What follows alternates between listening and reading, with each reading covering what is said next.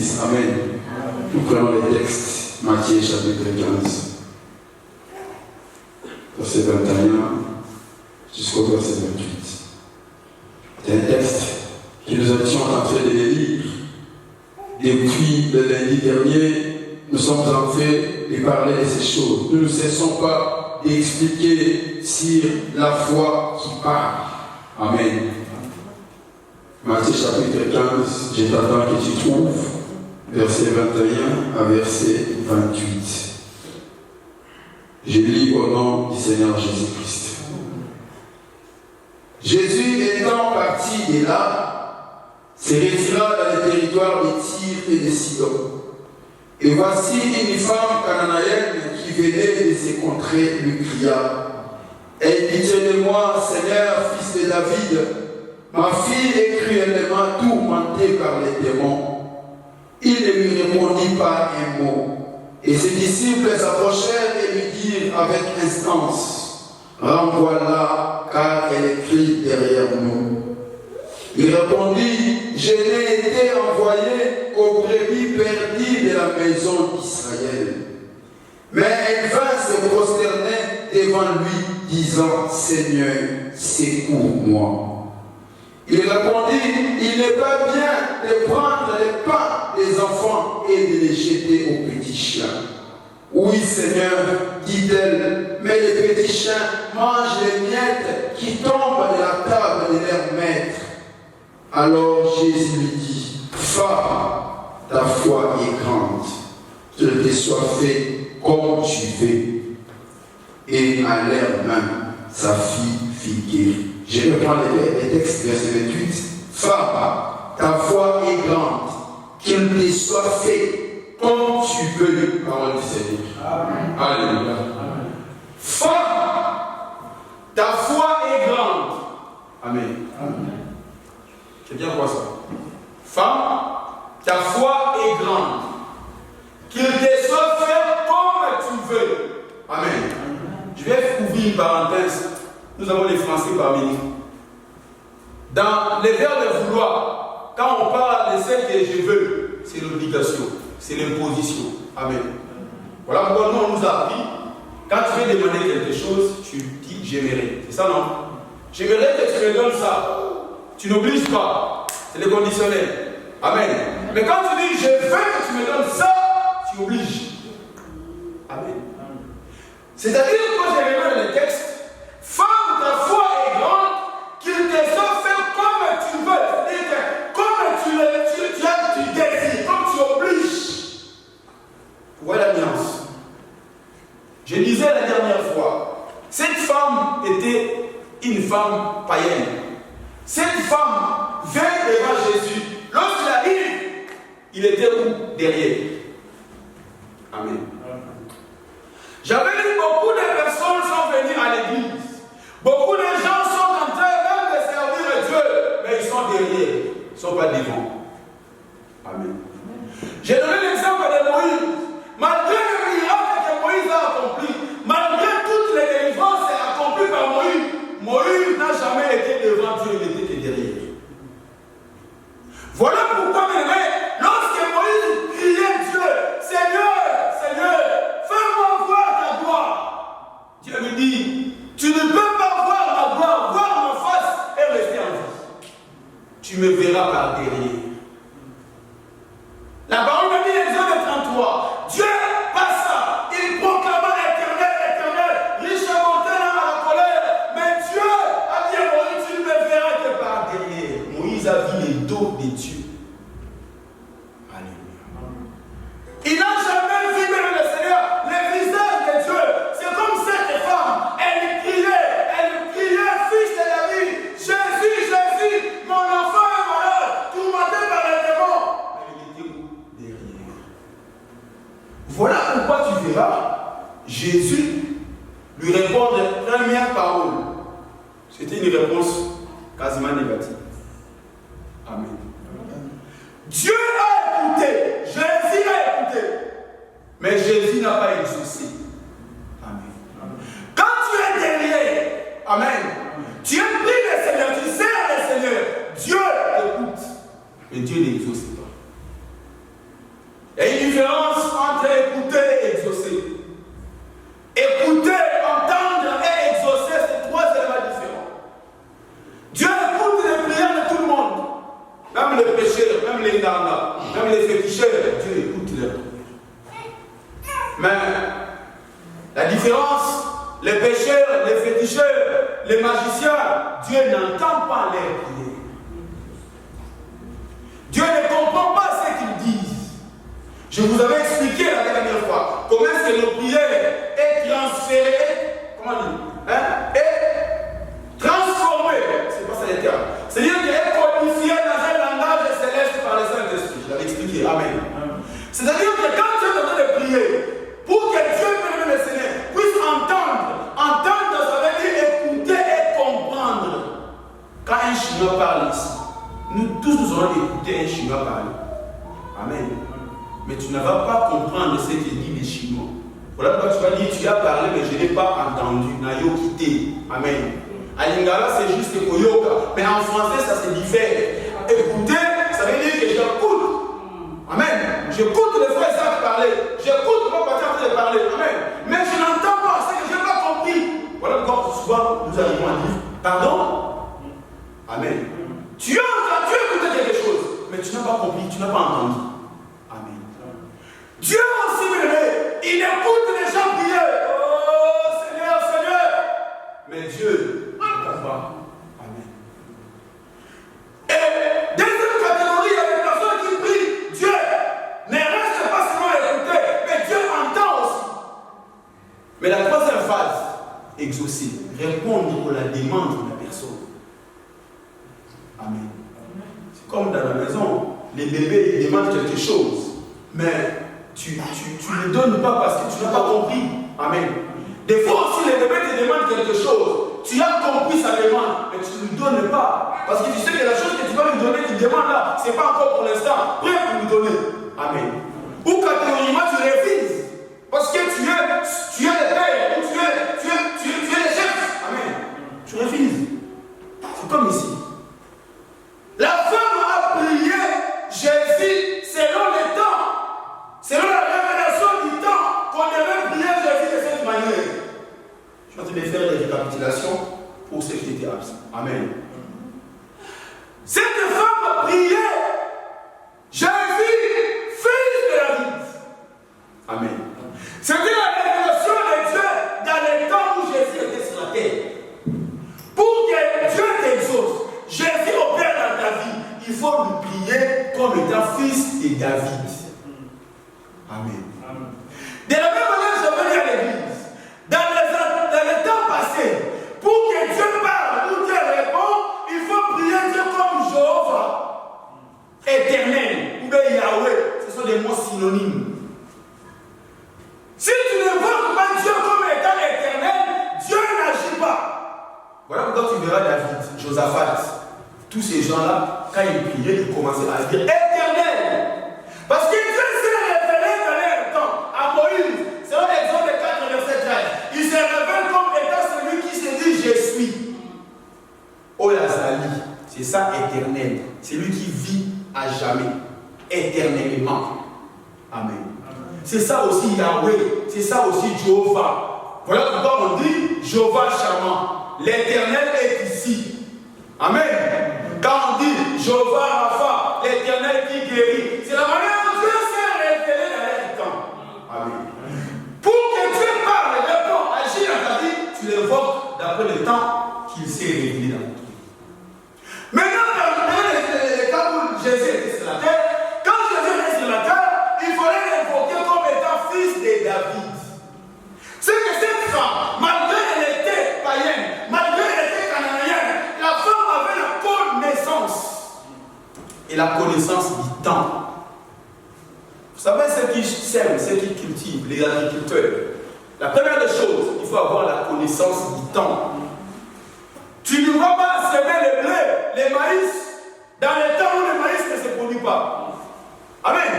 Tu feras un échec total. C'est ce que beaucoup de gens font, les échecs. Ils n'ont pas la connaissance du temps. Amen. Tu verras dans des églises où tu arrives et ils ne mangent pas de viande. Amen. Ils n'ont pas la connaissance du temps. Tu verras dans des églises ou ils enlèvent les chaussures. Ils n'ont pas la connaissance du temps. Amen. La connaissance du temps, c'est ce qui va permettre à ce que Dieu puisse se révéler à toi. Vous avez vu l'histoire des Bartimée. Amen. Il criait comment? Jésus! Voilà, rappelez-vous lorsque Jésus entrait à Jérusalem, les gens chantaient comment? Hosanna au Fils de... C'était la révélation de Dieu dans le temps. Aujourd'hui, si les frères de lui prient, ils disent Seigneur, Fils de David, donne-moi, Dieu ne répond pas. Amen. Tu qui pries Jésus aujourd'hui, Fils de David, il n'y aura pas de solution. Parce que la révélation de Jésus, de Dieu, dans le temps de la grâce aujourd'hui, parce que le temps où Jésus était cité, ce n'était pas le temps de la grâce. Le temps de la grâce commence lorsque Jésus monte au ciel. Et, bien le Seigneur, c'est là où le temps de la grâce a commencé. Et le temps de la fin a commencé le jour où le Saint-Esprit a descendu. Amen. Bien-aimé le Seigneur, tu dois comprendre une vérité. La connaissance de Dieu va te permettre de recevoir ce qui est de Dieu. Amen. Si tu ne connais pas Dieu, tu ne verras pas, tu ne prendras jamais ce qui est à lui. Parce que pour prendre quelque chose qui est de Dieu, il faut qu'il il faut qu'il soit devant lui. Ah, quelqu'un n'a pas compris. Alléluia. Pour recevoir quelque chose, chez l'évangile, il faut qu'il soit devant lui. Il ne te donnera pas comme ça. Alléluia. Tu dois être devant Dieu. Pour que Dieu te donne, tu vas être devant lui. Mais la femme criait derrière. Bien qu'il avait la connaissance du temps, bien qu'elle criait avec David, mais ce jour-là, elle était derrière. L'exhortation de ce matin, bats-toi. Cherche à ce que tu sois devant Dieu. Que tu voies la face de Dieu. Alléluia. Alléluia. Amen. La Bible dit, le Seigneur, l'enfant a reçu une première réponse. On lui dit, femme, les choses des enfants. Je n'ai pas été envoyé, j'ai été envoyé au brebis perdu de la maison d'Israël. Amen. Ça, c'est la première réponse. Ça n'a pas marché. Quand tu pries, les choses ne marchent pas. Cherche à connaître c'est quoi la volonté de Dieu dans ce que tu fais. Alléluia. Qu'est-ce que Dieu veut dans ce que tu dis? Qu'est-ce que Dieu attend voir dans ce que tu es en train de faire? Amen. Peut-être la position où tu te places, ce n'est pas la position où Dieu veut voir que tu sois. Dieu descend dans les jardins, il lui dit, oh Adam, où es-tu? Croyez-vous que Dieu ne voit pas Adam? Amen. Il voit tout. Pensons-nous vraiment que Dieu ne voyait pas Adam? Amen. Il y voit Adam, mais il ne voit pas Adam dans les lieux où il fallait qu'il voie Adam. Amen. Tu devais être à Metz, mais Dieu ne te voit pas à Metz, Dieu te voit à Paris. Il te voit, mais il dit, tu es où? Tu es où? Dieu veut voir les chrétiens dans la parole. Dieu veut te voir non à Metz, ni au Congo, non plus, je ne sais pas où, mais Dieu veut te voir dans sa parole. Lorsque tu fais des choses selon ce qui est écrit, c'est là où Dieu veut te voir. Voilà pourquoi Jésus disait, il est écrit. Amen. N'avez-vous pas lu? Fais des choses d'après la parole. À un moment donné, tu te poses des questions, tu te dis, mais est-ce que c'est que j'ai fait? C'est dans la parole. Qui dit la parole? Comme en France, on fait des choses selon la loi. Amen. En France, on fait des choses d'après ce qui est la loi.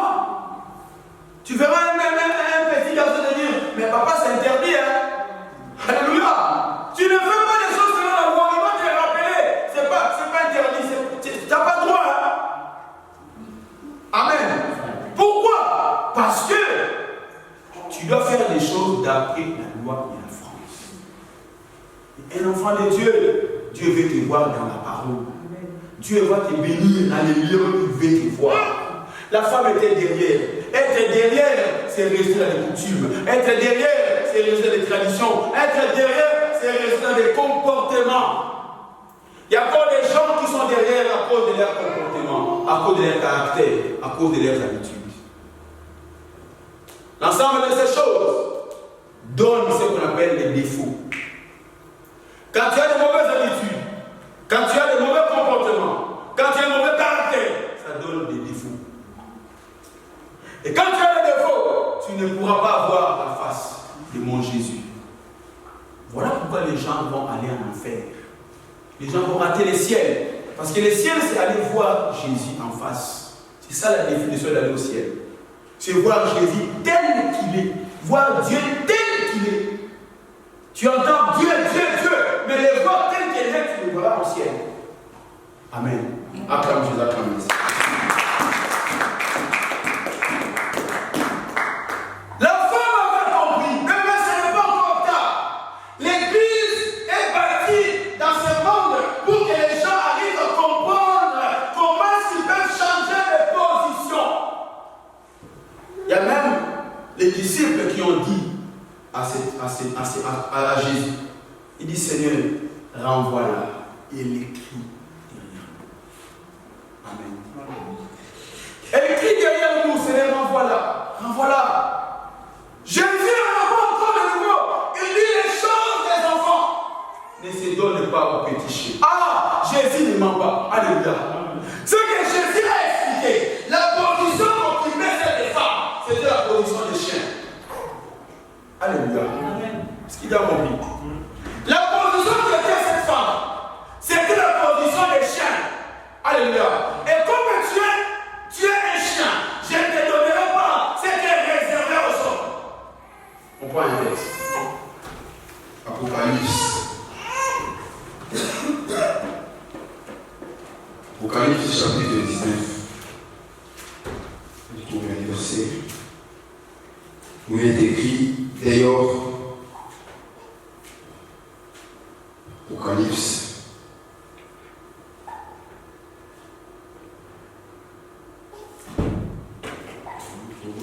Les versets.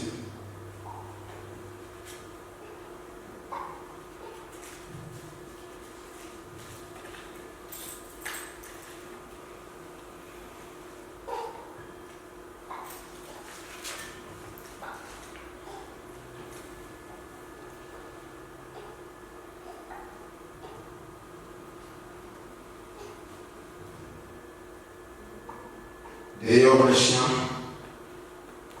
où tu verras comment est-ce que Dieu voit les choses d'une autre manière. Amen. On prend Apocalypse 22, verset 15.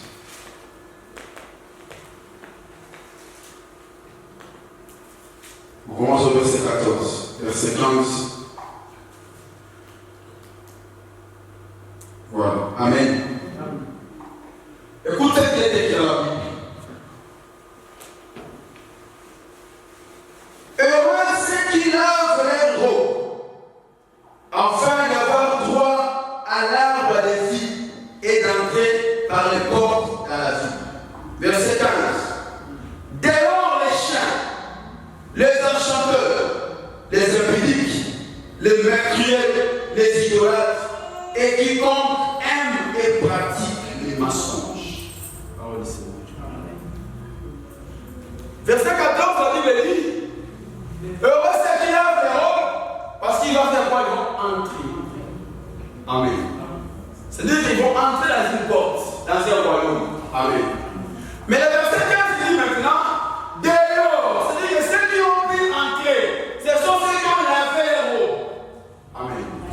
Et dehors maintenant la porte, tu as entré, il y a des gens qui sont restés dehors. Qui sont restés dehors? Les chiens. Allez. C'est-à-dire, tu penses vraiment que Dieu dans le ciel. Amen. Il y a des gens qui vont rentrer au ciel et les chiens sont restés dehors. Les chiens, les bilous. Alléluia. C'était langage codé. Dieu voulait montrer qu'il y a une catégorie de personnes qui sont regardées et considérées comme des chiens. Alléluia. C'est comme on dit. J'avais parlé là, parce que j'ai prêché sur l'ordre de l'Église. J'avais promis qu'on va revenir pour expliquer pourquoi les plans de la loi existent encore. Amen. On avait expliqué que ce qui est écrit depuis le temps de Genèse jusqu'à Malachie, ce sont des choses qui sont à expliquer, à interpréter, parce qu'il y a des figures de style, il y a des énigmes, il y a de l'ombre, il y a des types, il y a beaucoup de choses. Amen. C'est comme on dit, les chiens aboient, la caravane passe. Ça veut dire quoi? Tu peux interpréter. Parle, moi j'avance. C'est ça, non? Les vins tirés, il faut les voir. Amen. Est-ce que tu as vu les frères remplir les vents des vins? Amen. C'était langage. Alléluia. C'est ça la Bible aussi. Ce sont des langages codés. Ce sont des formules. Ce sont des figures de style. Amen. Ce sont des choses où Dieu a caché sa sagesse. Amen. Alléluia. C'est-à-dire que, voilà pourquoi tu vois, Noé a pris les vins. Il s'est libre. Il s'est déshabillé. Tu verras un frère aussi dire, ben les vins n'est pas un péché. Mon Dieu, boire les vins parce que Noé avait pris les vins. Ok. Mais quand tu vas finir de boire les vins, il faut aussi. Alléluia. C'est comme Noé. Amen. Oh, ces choses étaient des choses à expliquer. Des figures de style. Amen. Des énigmes, des proverbes, des paraboles. Amen. De l'ombre. Parce que Noé, il prend l'alcool, il se livre, il va se découvrir, et on voit aussi Noé, on va lui prendre l'alcool, et les deux sœurs vont passer par Noé pour avoir la grossesse le même jour. Amen. Même dans la vraie vie, les deux sœurs dans une même maison, ils peuvent avoir le même temps de fécondité le même jour. Amen. Pour dire que ce sont des figures de style, ce sont des langages codés, ce sont des l'ombre que nous devons expliquer. Cela qui veut dire quoi? D'ailleurs, les chiens, c'est des hommes qui ont des pieds, qui ont des mains. Ce sont les chiens. Quand tu lis Apocalypse 13, on ne parle d'une bête qui sort de la terre. Il y a une bête qui monte de la mer. Ce ne sont pas des bêtes. Amen. Ce n'est pas un éléphant qui va sortir, ce n'est pas un léopard qui va sortir. Non, ce sont des hommes. Alléluia. Rappelez-vous de l'enseignement que j'avais donné, où j'expliquais sur la domination sur les animaux. Amen. Quand je parlais sur les lions, l'ours, ce sont des animaux, selon le langage biblique. Mais dans le langage humain, ce sont des hommes. Voilà pourquoi Paul dit. Il y a des hommes animaux, il y a des hommes spirituels, il y a des hommes charnels. Alléluia. Quand je baisse le ton, c'est pour que tu puisses comprendre que ce sont des choses qui sont bien basiques pour ta foi. Amen. C'est-à-dire, le Seigneur, la femme étant derrière représentait un chien. Si aujourd'hui un pasteur appelle un fidèle, tu es un chien. Tu es un chien. Amen. Le fidèle va dire quoi? Il m'a insulté. La finalité de ça, il va quitter l'église. Alléluia. Ça, c'est le point final. Amen. C'est-à-dire que les chrétiens, surtout de l'Europe, ne voient pas comment réparer les choses. Les chrétiens de l'Europe ne voient pas comment orienter les choses dans une autre direction. C'est comme dans les mariages de l'Europe. Les mariages de l'Europe, moins de soucis, divorce. Amen. Donc tu vois la solution qui est dans le divorce. Non. Amen. Tu peux orienter ça d'une autre manière. Amen. Alléluia. Acclame la paix du Seigneur. Bien-aimé, tu es dans quelle position? Tu es dans quelle position, bien-aimé? Tu es derrière ou tu es devant Jésus? Quand tu es derrière, tu es un chien. Or, les chiens, c'est qui? C'est un animal. Amen. Qui est capable de manger. Amen. Et de vomir. Amen.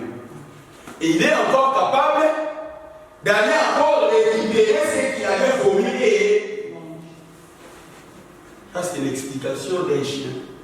Après, on va dire aussi un chien. Merci. Amen. C'est-à-dire que les chiens, c'est le seul animal, quand il mange, amen, il est vomi. Après, il va encore aller les chercher, les récupérer. N'est-ce pas, c'est dégueulasse? L'espace est sale. Amen. Ce sont des croyants. Amen. Ce sont des gens qui sont à l'église, qui ont déjà vomi l'impudicité, qui ont déjà vomi l'adultère, qui ont déjà abandonné le péché, abandonné le mal. Mais un jour, il va aller récupérer ça. Amen. Il récupère d'abord ça. Tu as déjà entendu les gens dire, surtout chez nous en Afrique, je vais mettre les pasteurs à côté. Je vais finir avec toi. Amen. Il y a un pasteur qui a tabassé son collègue à la gare de Grenoble. Le pasteur qui était venu prêcher dans son église. Il prêche, on l'accueille avec joie. Il fait son service, il fait très bien le travail. Mais comme il avait envié l'église, amen, il a parlé mal. Il commence à parler mal de la femme parce qu'il avait reçu. Non, n'allez pas dans cette église-là. Sa femme est sorcière. Le pasteur entend cela. Amen. Si je donne son nom, et l'autre va le connaître. Amen. C'est-à-dire que le pasteur, mais pourquoi tu fais ça? Le pasteur l'appelle. Il dit, papa, est-ce qu'on peut se voir pour parler? Il dit, non, papa, prends rendez-vous.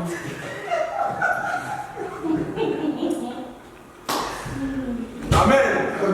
Il dit, papa, je ne te reçois pas, prends rendez-vous. Mais je prends rendez-vous chez qui? Tu n'as pas un secrétaire? Non, papa, je n'ai pas le temps, prends rendez-vous. Après quelques mois, on se croise à la gare, on la gare des messes comme ça. Le pasteur a pris le pastoral, il a mis ça de côté. Frère, il a utilisé tous les colonies des boss. Alléluia. C'est ce que je suis en train de parler. C'est être un chien. Tu as déjà abandonné la colère de frapper les autres. Tu as déjà abandonné les choses mondaines. Mais à un moment donné, tu dis non. Moi on ne peut pas aussi aller jusque-là. Pas jusque-là. Bien aimé, les croyants que nous sommes, Jésus a dit, si on te donne une gifle là, tu présentes l'autre. C'est ça la souffrance d'être chrétien, d'être enfant de Dieu. Ça ne veut pas dire que tu m'écartes là physiquement. Ce sont, comme je disais, ce sont des lavages codés. Quand on te fait un mal, tu dois s'y porter. Amen. C'est-à-dire, même le Seigneur, lorsque tu es derrière, tu ne verras pas la face du Seigneur. Le Seigneur aussi ne te donnera pas ce qui est à lui. Amen. Je disais à une femme, pour que Dieu te donne ce qui est à lui. Frère, il faut vraiment que tu sois une personne que Dieu a regardé et qui te donne. C'est même prier, jusqu'à ce que Dieu vienne lui dire. C'est fini, je l'ai rejeté. Tu vas cesser de prier pour quelqu'un. Serviteur, écoute. Lorsque seulement Dieu te dit arrête. Si seulement Dieu te dit arrête, Dieu a dit à Jérémie, n'intercède même pas pour elle, parce que Dieu a dit. J'ai vu les serviteurs dire, comme il boit, la manière dont je l'ai vu dans la fête, la façon dont il est en train de faire, en tout cas je ne peux plus prier pour lui. Non, ce n'est pas toi de décider. Toi tu es un intercesseur, tu es à la brèche, tu pries jusqu'à ce que lui-même Dieu va te dire, ça y est, c'est fini, et prie plus. Alléluia. C'est-à-dire, le Seigneur, l'homme qu'on appelle Samuel, priait à fond. Sa manière de parler, faire parler sa foi. On voit encore Moïse, ce sont les deux intercesseurs de la Bible. Il n'y en a pas trois. Moïse priait à tel point que le peuple ont fait le mal. Le peuple va changer les... Comment on dit? Changer les faces. Les peuples sont retournés contre lui. Moïse a été parti dans la montagne en train de chercher les biens de ce peuple. Ils ont dit, ah, il a duré, il a pris beaucoup de temps. Oh, Dieu lui a pu retenir pendant 40 jours. Sans manger ni boire. Quelle souffrance. Mais les peuples ont dit, non, ça y est, on va créer notre propre veau d'or. Lui, Moïse, là, c'est fini. C'est fini. On va faire notre sanctuaire, notre truc. Voilà pourquoi lorsque Moïse descendait, Dieu a transformé son visage à tel point que personne ne pouvait voir son visage parce que son visage rayonnait parce qu'il venait de la prière. Quand il descend, il voit le peuple dans les mauvais chemins. Moïse n'a pas dit non, ils se sont mis contre moi. Frère, il faut être David. La personne qui cherchait la mort de David, c'était Saoul. David le savait, mais quand Saoul, les mauvais esprits attachés à Saoul, la Bible dit jouer à la harpe pour que l'homme de Dieu, pour que cet homme soit sauvé. Alléluia. La parole m'a dit, même le Seigneur, Moïse arrive là-bas, il a brisé les veaux d'or. Lorsqu'il brisa, il les a fait boire. Quand il les a fait boire, Dieu a commencé à détruire, à tuer. Dieu a commencé à tuer. Moïse a dit non. Non. Dieu a dit à Moïse, écoutez frère, écoutez. Dieu a dit à Moïse, je vais détruire ces peuples. Et je vais créer un nouveau peuple. Un nouveau peuple que tu vas diriger. Dieu est capable de créer un nouveau peuple. Il détruit toute la vie des messes et dans un jour, il fait sortir de nouvelles personnes. Il est capable. Écoutez Moïse. Moïse a dit non Seigneur, si tu fais ça, enlève mon nom dans les livres de vie. Qui peut faire ça, accepter les risques de l'enfer à cause des membres de l'église? Qui est ce pasteur qui va accepter de prendre ces risques? Alléluia. La foi qui parle, c'est ça, tourner vers Dieu, être en face de Dieu, voir la face du Seigneur. La Bible dit cet homme à Moïse n'a pas cessé par là. Il dit je vais encore monter 40 jours de nouveau. Il a fait 40 jours sans manger, sans boire, 2 fois. Alléluia. C'est-à-dire que le Seigneur, c'était des hommes de prière. Tu venais t'exhorter, mon frère, ma soeur. Combien de temps tu pries chez toi à la maison? Yomoko ya conscient. Yomoko zao. Combien de temps tu prends? Yomoko nanda, tu pries. Tu te lèves le matin. Tu prends ton sac. Tu vas au travail. Tu reviens le soir. Devant la nourriture. Seigneur, bénis ces repas, merci. Au nom de Jésus, amen. Tu manges. La nuit, fatigué, tu prends les couettes. Combien de temps tu prends pour prier? Combien de temps tu prends pour gêner, mon frère? Combien de temps tu prends pour passer du temps dans l'adoration? Ça s'appelle l'intimité de l'humain envers le divin. Il faut avoir un état d'intimité. Cette femme a tourné vers Jésus. Tourner vers Jésus, c'est exprimer la valeur de ta foi. Quelle est la valeur de ta foi? J'avais dit dimanche, à Lingala, on parle de la foi, ça s'est traduit comme condiment. À Lingala, celui qui a la foi, on l'appelle monimi. Alléluia. Être chrétien à Lingala, c'est être monimi. Vous ne voyez pas qu'il y a un lien. Tu ne peux pas détacher la chrétienté avec la foi, tu ne peux pas les détacher. Être un enfant de Dieu, c'est lié avec la foi. Et la foi doit parler au travers de ces choses. Le dimanche prochain, on parlera des Barak. On parlera des Samson. C'est-à-dire que quelle était la manière dont ils ont exprimé leur foi? Si aujourd'hui on va recommencer d'écrire la Bible, on va te mettre dans quel côté où ta foi a parlé. On te mettra dans quelle case où tu te dis, Seigneur, pendant que tu vas écrire la nouvelle Bible, écris-moi dans tel côté. Ta foi ne parle pas. Ta foi ne parle pas. Et quand la foi ne parle pas, Jésus ne te dira jamais, bon fidèle serviteur. Jésus ne te dira jamais, femme, ta foi est grande. Jésus ne te dira jamais, bien-aimé dans le Seigneur, soyons des hommes conscients de ce que nous faisons. Acclame Dieu, acclame le Seigneur. Lorsque l'on veut changer de position, bien-aimé, devant le Seigneur, pour contourner la position du derrière, il faut faire appel au courage. Amen.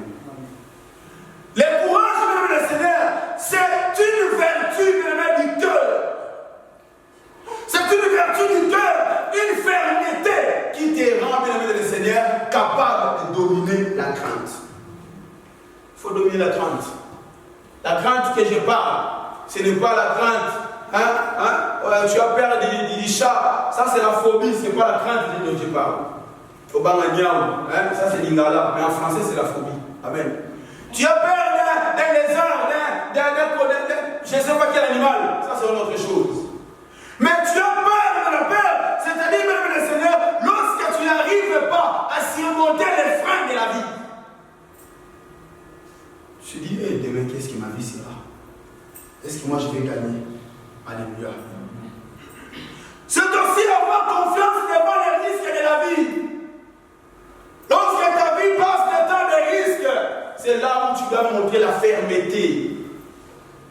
Alléluia. Beaucoup de gens, devant les risques de la vie, ils reculent, ils sont derrière. Ça, c'est le contraire du courage. Il faut faire appel au courage. Il faut être courageux. La Bible dit l'esprit qui nous a été donné n'est pas l'esprit de timidité, n'est pas l'esprit de peur, mais l'esprit de force. Amen. Lorsque tu es dans le Seigneur, lorsque tu viens dans la présence de Dieu, bien aimé dans le Seigneur, fais appel au courage. Dieu vint à la vie de Josué. Il arrive devant Josué, il dit Josué, c'est toi qui mettras ce peuple dans la destination. Il dit à Josué, il ne donne pas les miracles à Josué, il ne donne pas à Josué la puissance, il dit à Josué, prends courage. Prends courage. Il vient chez Jérémie. Jérémie est en train de dire Seigneur, Seigneur. Il dit à Jérémie, si tu oses de trembler, je vais te faire trembler. Ne te fais pas, ne te pouvante pas. Il dit à Jérémie, fais appel au courage. Amen. Les gens ont peur. Les gens, bénémoine le Seigneur, ils n'aiment pas que les risques viennent les envahir. Il faut avoir le pouvoir d'oser. Dans tes démarches, il faut avoir le pouvoir d'oser. Dans ton travail, il faut avoir le pouvoir d'oser. Dans ton travail et tes projets, il faut avoir le pouvoir d'oser. Ose faire quelque chose. Il faut faire appel au courage. Pour commencer à prier, à démontrer ta foi, fais appel au courage. Tu dis non, en tout cas, aujourd'hui, je vais prier. Je vais prendre la décision, aller à l'église tous les dimanches pour faire parler ma foi. Ça, c'est le courage. Tu ne peux pas parler de la foi si tu n'es pas courageux. Et aussi, ma tête, ça ne marche pas. Alléluia. Acclame Jésus, acclame. La deuxième des choses, lorsque tu changes la position, c'est la combativité. Amen. La combativité, mesdames et messieurs, Seigneur, c'est être armé. Alléluia.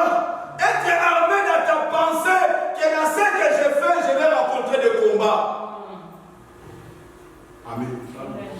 C'est la faculté, mesdames et Seigneur, qui permet à l'homme de faire appel à l'abri de douleur. Sans que les douleurs soient là. Amen. Si vous lisez Ésaïe 53, verset 6, vous allez voir la Bible dit, verset 3, verset 4, verset 6. On parle des souffrances du Seigneur. Les souffrances de Jésus. Quelque part on dit ceci, mépriser, abandonner les hommes. Homme de douleur, habitué à la souffrance. Je ne te prêche pas la pauvreté, que tu dois être pauvre, comme disaient nos frères qui sont venus autrefois, au temps des colons. Aimer être pauvre. Non, je te parle d'être armé dans la pensée qui, tel que je suis en train de démontrer ma foi devant Dieu, la pauvreté peut arriver, l'échec peut arriver, le mal peut arriver, mais Dieu a dit, prenez courage, j'ai vaincu le monde. Il faut être armé parce que si tu n'es pas armé en ça, il faut être lemba. Ça, c'est quel Dieu que je sers. On me fait enlever dans le travail. Je n'ai pas le travail. Seigneur, c'est quel Dieu comme ça? J'ai donné l'offrande à l'église. Demain, fais un contrat. Parce que tu n'as pas la combativité. Tu as fait appel au courage. Mais comme tu n'as pas la combativité, qu'est-ce qui se passe? Tout s'arrête. Alléluia. Amen. Il faut être animé d'un esprit de lutte. Tu te dis que moi je vais lutter. Paul le dit, j'ai oublié le verset. Il dit, nous sommes présentés devant vous. Lutte au-dedans, crainte en dehors. C'est-à-dire Corinthiens 4, je pense.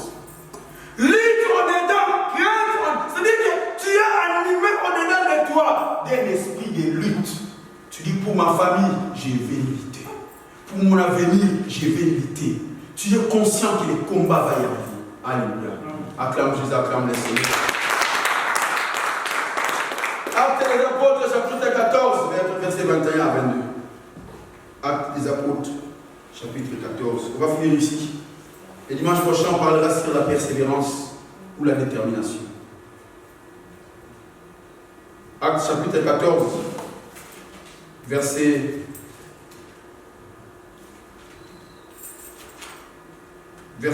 21 à 22.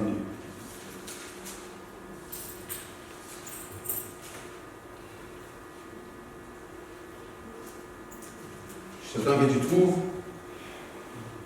Acte 14. Je crois que c'est ça. Amen. Amen. Quand ils eurent évangélisé cette ville, il fait un certain nombre de disciples. Ils retournèrent à Lystre. Ça, c'est les apôtres. C'est les apôtres. Ils retournèrent à Lystre, virgule, à Icône et à Antioche, fortifiant l'esprit des disciples, les exhortant à persévérer dans la foi et disant que c'est par beaucoup de tribulations qu'il nous faut entrer dans le royaume de Dieu, parole du Seigneur. Amen. Ils sont retournés à Lystre, Antioche. Pour faire quoi? Pour exhorter les disciples sur le domaine de la combativité. Oui, Jésus est Seigneur. Oui, nous avons Dieu, nous avons Jésus, nous avons sa puissance. Mais n'oubliez pas que c'est par beaucoup de tribulations, beaucoup de difficultés que nous allons entrer dans le royaume des cieux. C'est-à-dire, tant que tu es encore sur la terre, tu dois comprendre que je dois être animé d'un esprit de lutte, je dois être animé d'un esprit de combat, je dois percer, je dois accepter. Lorsque je me tiens là, les choses peuvent basculer, peuvent arriver. Alléluia. Il faut être prêt comme David. David, personne ne l'avait dit. Mais David, au-dedans de lui, il avait le goût ou l'envie de se battre. Il faut avoir le goût du combat spirituel. Il faut le savoir que ça peut barder, ça peut arriver. Alléluia. Être préparé. David arrive, on lui dit que voilà cet homme-là, ça fait 40 jours qu'il insulte l'armée d'Israël. David n'a pas dit non, attendez, moi je vais aller faire 3 jours de jeûne, après je vais revenir. David n'a pas dit non, attendez-moi, je vais d'abord. Non, il est armé. C'est la combativité. Amen. La foi vit ensemble avec la combativité. Amen. La foi vit ensemble avec ça. C'est-à-dire que quand il arrive sur le terrain, on lui dit non. Amen. C'est ça être devant Jésus. Quand tu es devant le Seigneur, tu reçois. Amen. Acclame Jésus-Christ.